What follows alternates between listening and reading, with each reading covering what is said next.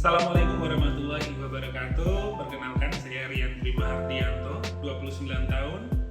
Saat ini saya bekerja di salah satu badan usaha milik negara, PT PLN Persero. Saya ditugaskan di unit layanan pelanggan Kebumen pada bagian transaksi energi sebagai supervisor. Pada kesempatan kali ini, kita akan membedah sebuah buku yang inspiratif, yaitu buku mengenai kebiasaan manusia efektif.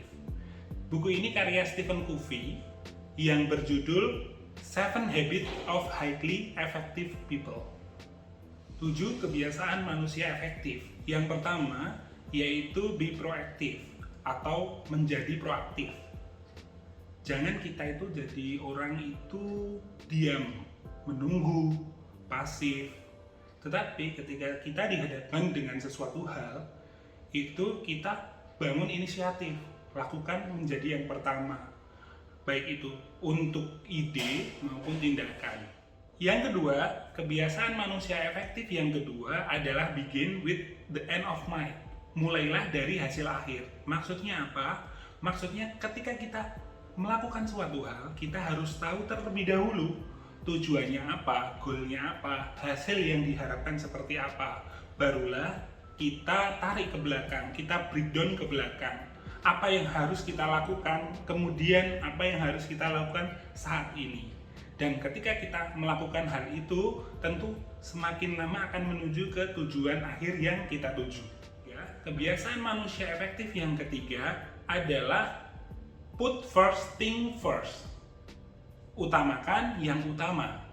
Ketika kita itu dihadapkan dengan berbagai macam persoalan, kita pertama harus bisa untuk mengkategorikan prioritas kita terlebih dahulu. Ada satu tools yang dapat bermanfaat, yaitu Eisenhower Matrix, yang mana di situ membagi apa yang kita hadapi menjadi 4 kuadran. Apakah itu menjadi hal yang penting dan mendesak, penting tidak mendesak, tidak penting mendesak, atau tidak penting tidak mendesak. Ketika kita sudah mampu mengkategorisasikan apa yang kita hadapi, maka kita melakukan apa yang menjadi prioritas kita. Apakah itu prioritas pertama kita, prioritas kedua, dan seterusnya. Kebiasaan manusia efektif yang keempat yaitu think win-win, berpikir menang-menang. Ketika kita menghadapi suatu konflik akibat perbedaan kepentingan di antara kedua belah pihak, maka orientasi kita bagaimana memecahkan persoalan itu dengan posisi menang-menang, meskipun pada kenyataannya kita akan dihadapkan dengan ada yang menang banyak, ada yang menang sedikit. Tetapi jangan sampai di dalam pikiran kita itu muncul terbersit bahwa ketika kita dihadapkan dengan konflik, satu pihak itu harus kalah dan kita harus menang. Poin yang keenam yaitu sinergi. Kita pasti punya kelebihan dan kelemahan. Begitu juga orang lain punya kelebihan dan kelemahan. Nah, bagaimana kita mencapai tujuan besar? Tujuan besar tidak dapat kita raih seorang diri. Oleh karena itu, kita perlu berpikir sinergi. Bagaimana memaksimalkan kelebihan yang kita miliki, kemudian mengkombinasikan dengan kelebihan milik orang lain, sehingga kekurangan itu bisa terlengkapi dengan kelebihan masing-masing individu. Kebiasaan manusia efektif yang ketujuh adalah sharpen the saw.